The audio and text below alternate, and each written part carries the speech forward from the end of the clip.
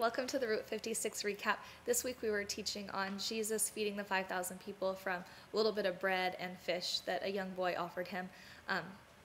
The disciples, if you've heard this story, go and they take the little morsels of bread and fish and they distribute them to thousands and thousands of people and have 12 baskets full left over.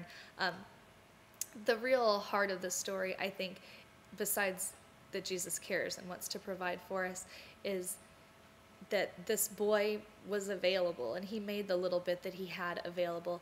And that was what we looked at with our students.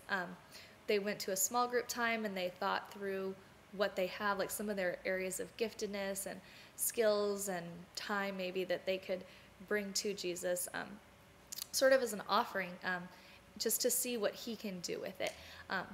Our focus for that part was, giving this to Jesus, but for the taking it home portion, I think it'd be really neat if you as a parent were able to kind of take a step back and really communicate to your child what it is that they're already doing, that's, giving God glory in their life right now. I feel like a lot of the times, the fish and the bread that we give, it's just fish and bread that we give, and nothing miraculous happens out of it, but that it's that practice and that continual faithfulness of being available to God.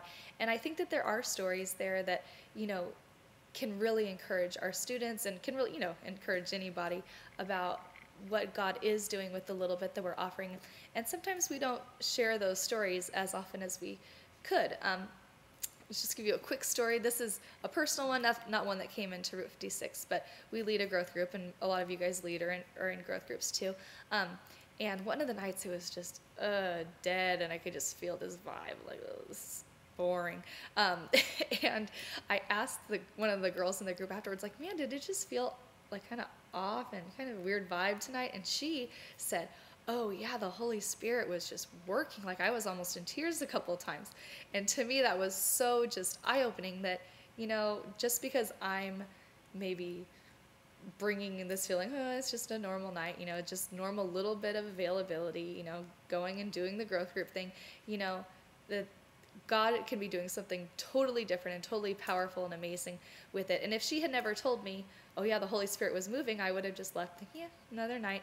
And I think that sometimes we need to encourage our kids that way too, and let them know, the little bit of faithfulness that you're doing, like, that really made my day. Like, that maybe changed a bad day for me into a good day for me when you were cheerful or when you did this. And that just letting them know how their actions and their attitude really affects the tone and the feeling in your whole family, and just has impact. I guess that's my push is, can you show them how what they're doing already has impact?